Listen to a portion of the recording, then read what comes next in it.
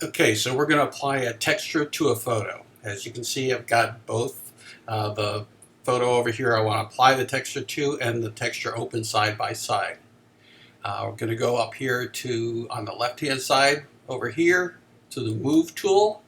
I'm going to take the Move tool, put it over the texture one, and we're going to just drag it over here and drop it onto our file. It may say a little pop-up box like this, just say yes. That applies to texture. So you can see the texture smaller, so we're going to expand it out. We still have the Move tool that we were using, and we'll move this out to the edges of the photo like that, as long as it's close, and then we'll click the little check mark up here. So we've got the texture applied. You come over to the right over here, you can see that it's been applied as a new layer.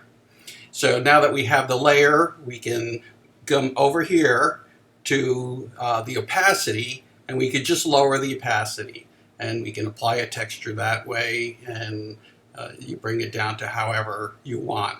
That's one way to do it. Another way is right next to opacity is this mode drop-down box. The mode is normally at default at normal, but you can come down and you can change it to something like overlay, and you can see how that changes it. It's a totally different look than using opacity, and you can still use opacity too, and you can bring the opacity up or down with a different mode. And you can try other modes. This was overlay. We can try vivid light. That makes it look a little different too. Let's see, we can try difference. Does that work? No, that doesn't really work. Yeah, that makes it look ugly. But let's just say overlay for now. And we've got that. Kind of looks how we want. It's not perfect for this photo, but let's just say it is. But we don't want it on the flower. So normally what a lot of people do is they come over to the left over here, and I don't even know where it is because I don't use it. They will use the eraser tool. And they'll take the eraser tool and come over to the photo and erase that layer off the flower. And that's fine, it works. It looks pretty good. The problem is, what if you make a mistake? Oops, I went way off here. I didn't want to do that. Well, how do you fix that? You can't.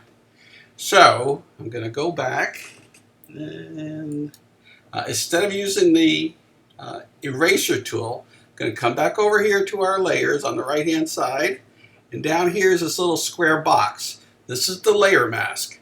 And when I click it, it comes up with this mask. It's white now, so that means white reveals, so we can see everything, and black paint conceals, so it wouldn't conceal the texture on that. So then I'll come over, I'm going to change this to black and go to my brush. So I grab the black brush, and now I'm going to paint over this mask on the right hand side that we had. And now I'm going to paint over the mask, and it just takes it off again, off the flower, so we don't have the texture there. And oops, I made a mistake again. If I make a mistake, now I can come back, take a white brush, the white reveals, and it will reveal it again, and we can paint that back in. So now we can make mistakes and we can fix it. We can go in and do little areas that we want, and we can refine it. But it's much better to use a mask, which is what this is, and it's very simple. Just remember, use a white brush and a black brush. White will make it come back, black will make it go away. And that's how you can apply a texture to a photo. That's about it.